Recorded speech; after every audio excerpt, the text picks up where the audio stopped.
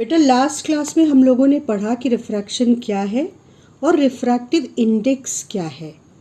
अब हम लोग पढ़ने जा रहे हैं कि रिफ्रैक्शन क्यों होता है। देखो, रिफ्रैक्शन के पीछे लाइट का वेव नेचर रिस्पॉन्सिबल है। मतलब लाइट एक वेव की तरह बिहेव करती है और उससे होता क्या है कि जब लाइट एक मीडियम से दूसरे मीडियम में मूव करती है तो उसकी स्पीड चेंज होती है। स्पीड चेंज होने की वजह से उसकी डायरेक्शन चेंज होती है। अब स्पीड चेंज होने की वजह से उसकी डायरेक्शन क्यों चेंज होती है, इसको समझते हैं। We already know, but we should recall that when light moves from rarer to denser medium, speed of light wave decreases.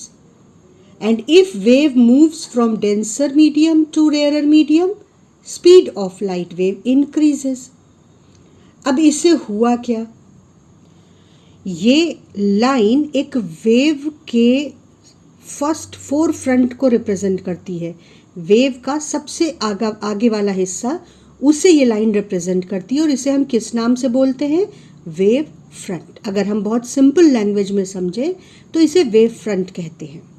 जब ये वेव फ्रंट सीधे सीधे नॉर्मली इंसिडेंट होता है इस सरफेस पर, इधर रेयर मीडियम है और इधर डेंसर मीडियम है, तो इसकी स्पीड चेंज होती है। इसके बावजूद इसकी डायरेक्शन में कोई फर्क नहीं पड़ता है। क्यों नहीं पड़ता है, ये अगर ऑब्लिकली इंसिडेंट वेव फ्रंट को देखें तो समझ में आएगा। देखो, वेव जब ऑब्लिकली एक मीडियम सरफेस पर पड़ती है, ये रेयर मीडियम है, ये डेंसर मीडियम है, और हमें पता है कि स्पीड वेव की डेंसर मीडियम में कम हो जाती है।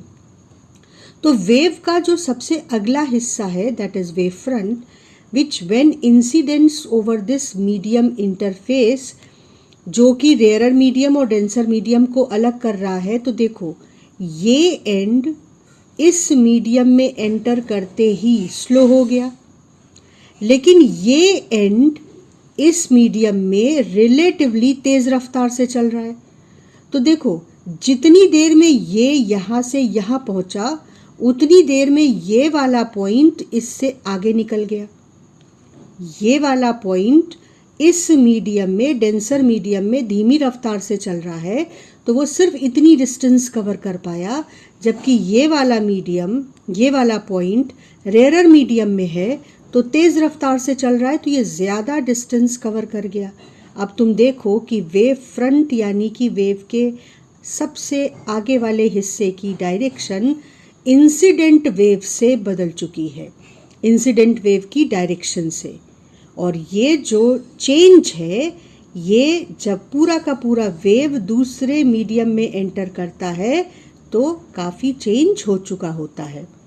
तो change of speed of the light wave from one medium to other is responsible for change of direction of wave और direction of light when light wave moves from one medium to other medium. तो I think कि ये बात अब कुछ समझ में आई होगी कि क्यों स्पीड बदल जाने से लाइट वेव का डायरेक्शन या लाइट का डायरेक्शन चेंज हो जाता है और हम रिफ्रैक्शन का फिनोमेना ऑब्जर्व करते हैं। Now observe how direction of wave front changes when speed of light decreases in a denser medium, and that is how change in speed changes direction of light.